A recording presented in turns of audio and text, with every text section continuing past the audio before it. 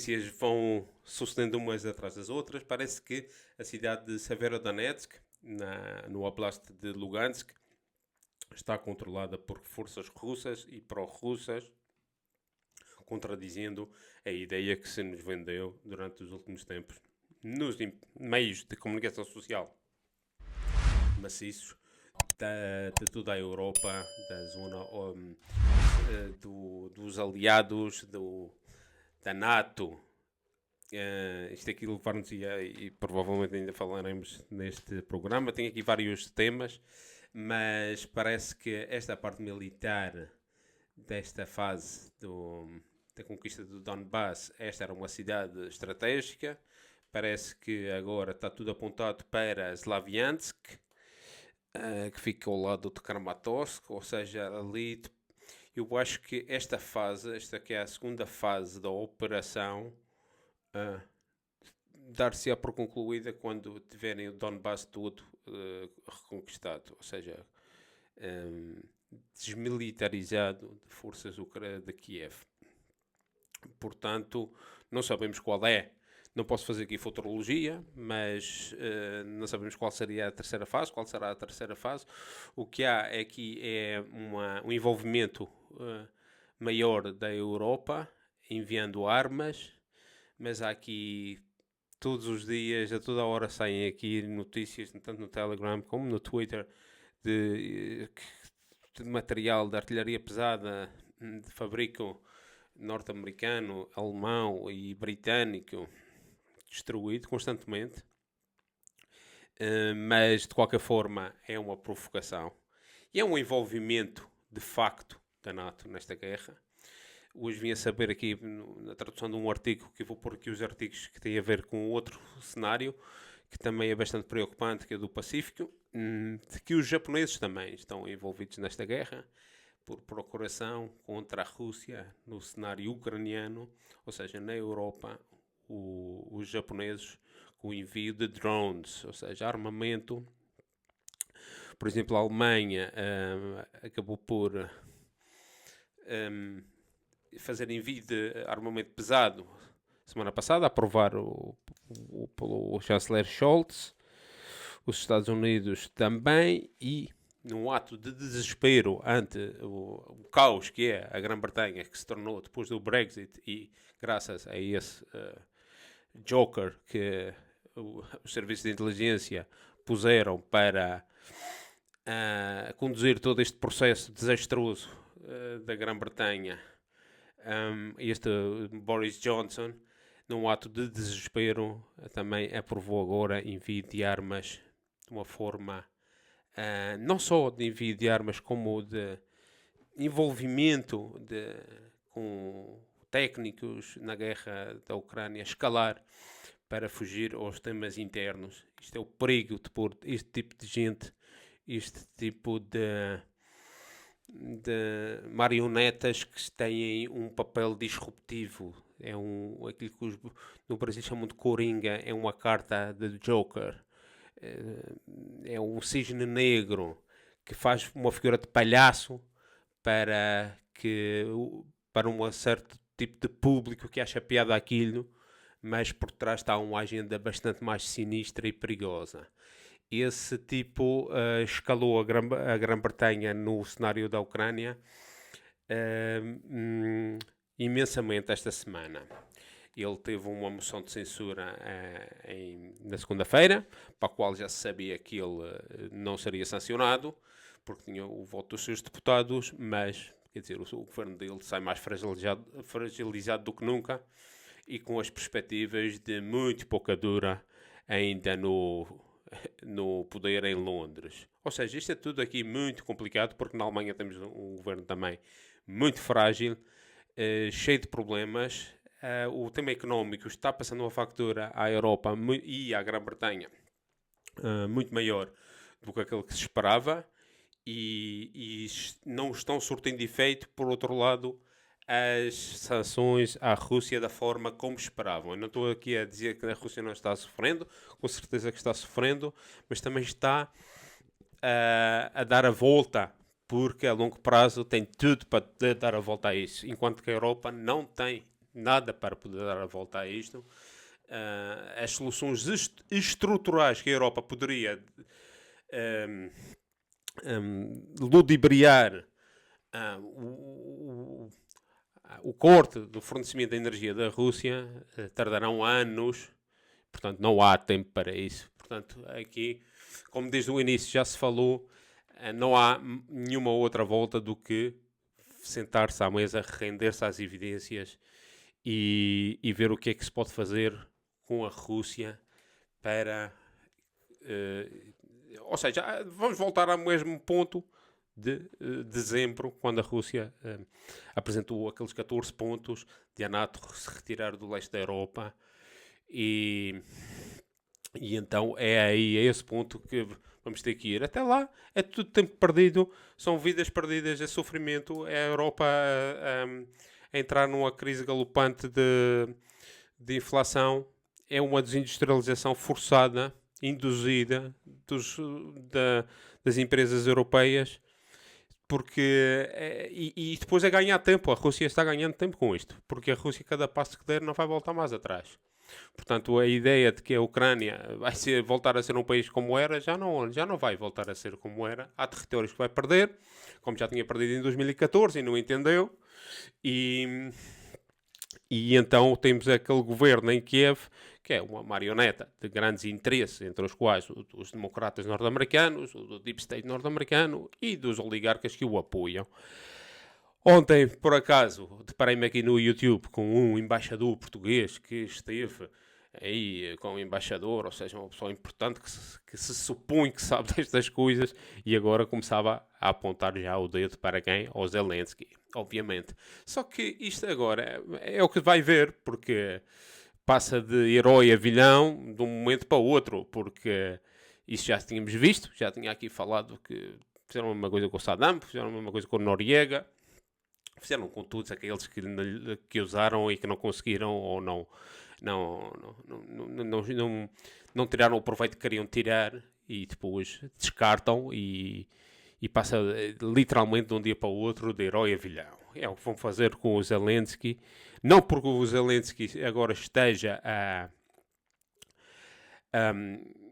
querer pactuar, porque não, continua a incentivar. O problema é que começam a ver que a estratégia dele falhou e está falhando redondamente, porque escalar cada vez mais contra uma potência nuclear que está utilizando uma pequena parte do seu potencial militar ali, não vai levar a lado nenhum. E, claro, está passando factura a nós europeus. E este embaixador, que eu nem sequer vou aqui nomear, estava dizendo que acha que o Zelensky está-se aproveitando da Europa e que está jogando a Europa. Por favor, se o senhor embaixador ouvisse os nossos programas, já dizemos isto aqui há meses, até antes da guerra. Porque isto é um processo que tem anos e que começou, obviamente, em 2014, o Zelensky chegou em 2019, mas com uma pauta já clara e de um guião escrito desde outras paragens para fazer o que está fazendo, usando os ucranianos, até o último ucraniano, se querem ganhar a guerra até o último ucraniano, porque há aqui gente que quer vender armas, há gente que quer estender, há aqui um jogo de paciência, de estender a influência da NATO, e aqui há muitos fatores que temos vindo aqui a falar e temos alguns artigos interessantes na página web do Geopol. Vou pôr aqui os que têm a ver com os mais recentes, os mais interessantes, que têm a ver com este cenário e com o cenário do Pacífico, porque há aqui o envolvimento do Japão, não só na Ucrânia com os drones, mas claramente uma militarização do Japão como se nunca se tinha visto depois da Segunda Guerra Mundial. O Japão está entrando na mesma lógica que a Alemanha, que está entrando também numa fase de militarização bastante grande. E temos aqui os dois derrotados da Segunda Guerra Mundial que passaram a ser reféns de quem os ocupou, no caso dos alemães, da Alemanha, pertencendo à NATO, aumenta o orçamento militar, e o Japão, também não sabia, aumentou o seu orçamento militar para 88 mil milhões de dólares, razoavelmente mais baixo do que a Alemanha fez com estes 100 mil milhões de euros há cerca de 2 meses. mas subindo a percentagem do PIB, que é um grande negócio. Isto é um grande negócio para a indústria do armamento.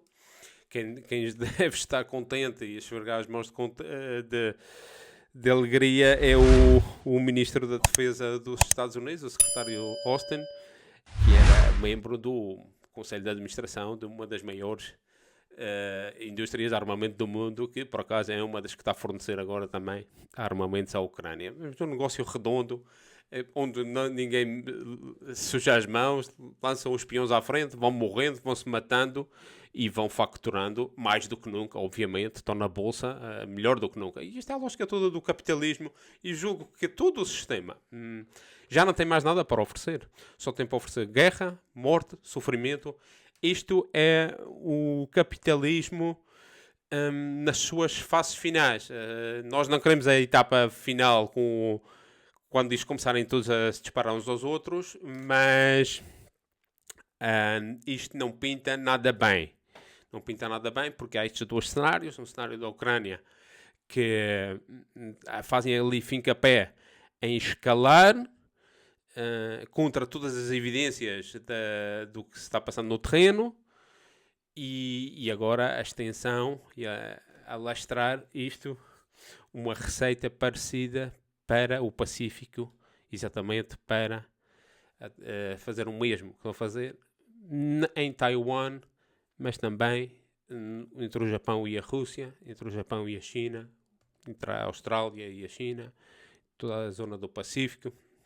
Há aqui 2 ou 3 artigos que nós traduzimos que eu acho que vale a pena lerem, porque descortina ali muitas coisas que não vemos nos nossos meios de comunicação, que parece que escondem ou evitam falar, porque há aqui um padrão, há um modus operandi que se repete, que nós vimos nos últimos anos na Ucrânia, estão a fazer ali para provocar uma reação da China. Não quer dizer que os chineses vão cair na mesma situação. Os chineses têm uma forma também, uma doutrina militar e uma idiosincrasia que é diferente da dos russos. A situação também é diferente, porque aqui o caso concreto de Taiwan é uma ilha, o caso concreto da Ucrânia é continental, é junto à fronteira da Rússia. No caso da Ucrânia havia já milhares de mortos ucranianos, parte deles com passaporte russo, e isto estendeu-se durante 8 anos, ou seja, isto arrastou-se durante anos até que a Rússia tomasse uma decisão, que foi esta de entrar na guerra. Ao final de 8 anos, não há uma situação assim em Taiwan, mas há todos os outros factores dali em redor de estarem a armar e a provocar uma militarização de toda a região, que é um jogo perigoso que a NATO gosta de fazer. Aqui um dos autores, concretamente o Salman Rafi Shaikh, apela para um outro artigo anterior do mês passado, que foi quando a ministra dos Negócios Estrangeiros, da Secretária dos Negócios Estrangeiros britânica, Liz Truss, tinha apelado para a criação de uma NATO global. E é nesse o ponto que estamos atualmente. São os países da NATO, que é basicamente os Estados Unidos, que é a Europa, e os seus aliados da Austrália, do Japão. Portanto, isto é um mundo ocidental, ou aquilo que fica daquilo que se chamava mundo ocidental, contra todo o resto do mundo, pelo aquilo que estamos vendo a nível económico. O presidente da União Africana esteve em Sochi, no Mar Negro, esta semana. Encontrou-se com o presidente Putin para falar do tema dos alimentos e dos grãos, pela ameaça de fome que paira sobre a África, caso as exportações não possam suceder da mesma forma. O presidente Putin assegurou de que vai continuar a existir este tráfico. O problema é que no Mar Negro há ali toda uma série de questões que são muito complicadas e que merece, em algum outro momento, falar do que representa tudo isto. O Mar Negro tem-se como se fosse um lago russo, porque a Rússia controla, mas e obviamente aqui a terceira fase da guerra da Ucrânia será também muito importante para ver o que é que eles querem fazer daqueles portos importantes como é de Odessa e de Mykolaiv. Mas o problema é que quem tem as chaves é a Turquia, neste caso o Erdogan, que tem os seus planos, tem as suas ideias, é um expansionista, que tem os seus interesses também no fornecimento de gás à Europa, do gás do seu irmão, filho, Azerbaijão, ou seja, de Baku, do Cáspio. E a verdade é que... E depois tem as suas ideias expansionistas. Agora, ele ontem veio falar concretamente aquilo que nós já temíamos. No outro dia estava aqui e falei que o Acordo de Montreux expira no próximo ano. Não é o Acordo de Montreux. Peço-me imensas desculpas. O Acordo de Montreux foi de 1936 e é posterior. Mas o Acordo de Lausanne é que expira no próximo ano. E então, com isto... A Turquia pode reclamar uma série de ilhas e ilhotes, e para quem perdeu há 2 anos atrás, e fiz um programa sobre isso, 2 ou 3 programas, mas há um deles que fala concretamente das ilhas e das águas territoriais. Vou pôr aqui em cima, vou assim encontro o vídeo e vou pôr aqui em cima. Eu acho que vale a pena para enquadrar aquilo que se pode passar. Bom, eu não me quero perder muito, mas o problema é que está tudo muito interligado. E o factor de que a Turquia possa fechar o Mar Negro, porque tem o controle dos estreitos, do Bósforo e dos Dardanelos, pode desequilibrar tudo. Portanto, mas a Rússia, esta semana, garantiu a exportação. O problema aqui não é só o tema da exportação dos grãos, o problema é dos fertilizantes, principalmente aqui para a Europa, não tanto para a África ou para o Médio Oriente, mas para a Europa. Os fertilizantes que nós precisamos, em grande parte, estão dependentes são diretamente, vêm da Rússia. E quando não, muitos dos seus componentes, dos seus minerais, vêm também da Rússia. Portanto, os preços podem subir imensamente se continuarem estas sanções à Rússia, o que pode tornar impraticável alguns tipos de cultura e subir o preço de forma desproporcional. Então aqui há um tema que a União Europeia deu um grande tiro no pé, nos 2 pés. Já aqui tínhamos avisado na altura que fez a 5ª ronda de sanções, a 6ª ronda de sanções, um disparate atrás do outro, que agora está passando factura precisamente a nós. Portanto, há estes temas. Há o tema que é esta ideia de uma NATO global que representa esta coisa destes valores ocidentais que cada vez mais não sabemos o que é que quer dizer isto. Na entrevista que eu fiz aqui a semana passada, foi uma boa entrevista, porque é uma pessoa que sabe destes temas imensamente, o Dennis Small, para quem se escapou, vou pôr aqui em cima, ele falava de que os Estados Unidos hoje em dia, quando vai ao Pacífico, quando vai à Ásia, fazer um périplo, ou quando agora, esta semana, reuniu a Cimeira das Américas, que termina hoje ou amanhã, que durou esta semana e que ainda por cima proibiu, que não convidou a Venezuela, a Nicarágua e Cuba, como se pudesse dar ao luxo. Ou seja, todas essas iniciativas, tudo o que os Estados Unidos hoje têm a oferecer, não oferece nada, não tem nada a oferecer. Então, oferece um conjunto de regras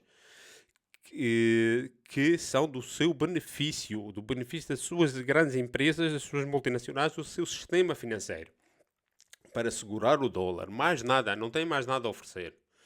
Tem a oferecer armas, conflito, geopolítica e esta confrontação. Confrontação contra a China, confrontação contra a Rússia. E aqui é muito importante, porque esta semana começou-se a dar passos na efetivização de um sistema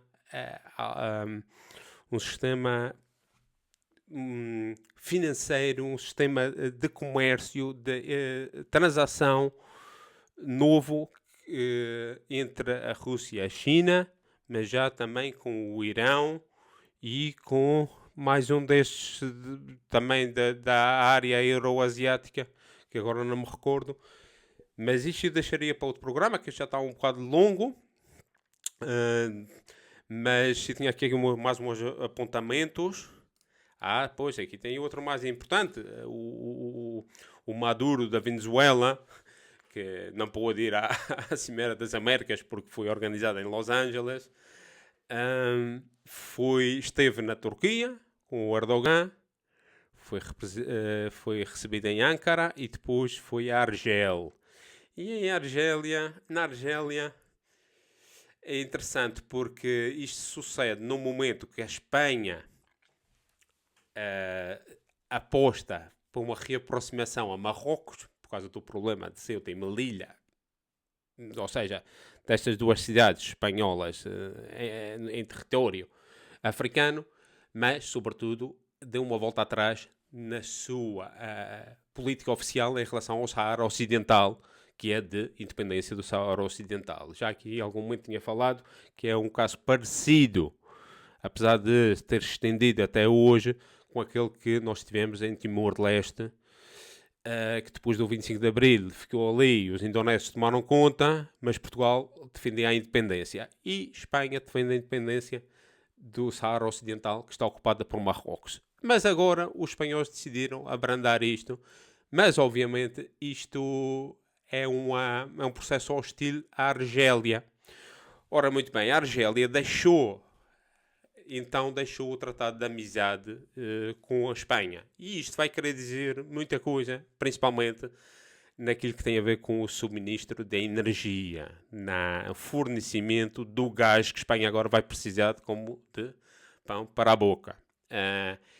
E, portanto, a Espanha ali é problemático para a Espanha, para Portugal não tanto, porque Portugal não é um país inimigo de Marrocos, apesar de ser inimigo da Argélia, apesar de ser amigo de Marrocos. Nós não temos tanto a ver com esses temas entre eles, como tem Espanha, por causa do Saara Ocidental. Agora a Espanha está com um problema. Está com um problema com a Argélia, está com um problema com a Rússia, por causa do gás da Rússia também, diretamente. Isso também tem Portugal. Portugal também tem o problema com a Venezuela, mas a Espanha também tem o problema com a Venezuela, que é um país que é da pátria-mãe. Ou seja, aqui venezuelanos e argelinos começam-se a rir dos europeus, dos espanholitos, dos portuguesinhos, dos europeuzinhos, porque agora vão ter a faca e o queijo na mão e as chaves de queres energia, queres petróleo, queres gás, paga o que tens a pagar. E agora vamos ver um mundo novo.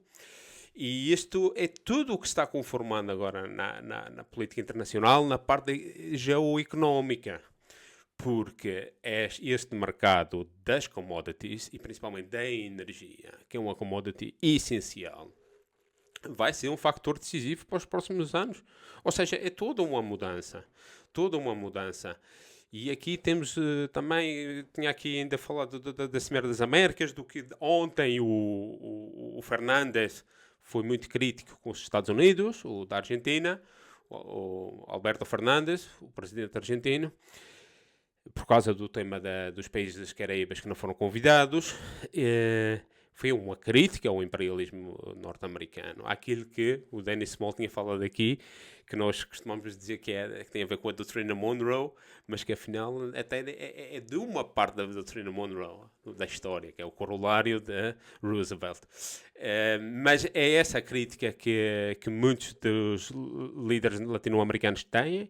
O próprio López Obrador não foi a Los Angeles, fez as coisas, e aqui temos uma presença de peso vizinho dos Estados Unidos, com uma importância cada vez maior, um dos grandes da energia mundial. Temos aqui um mundo novo ao virar da esquina. E isto já era sabido há anos.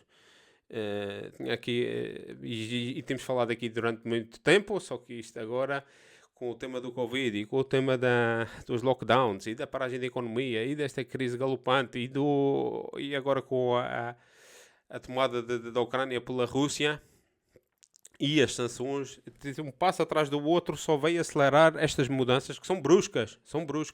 E nós não estamos, os que estamos na Europa, não estamos na melhor zona para a coisa, porque nós fomos beneficiados das últimas décadas.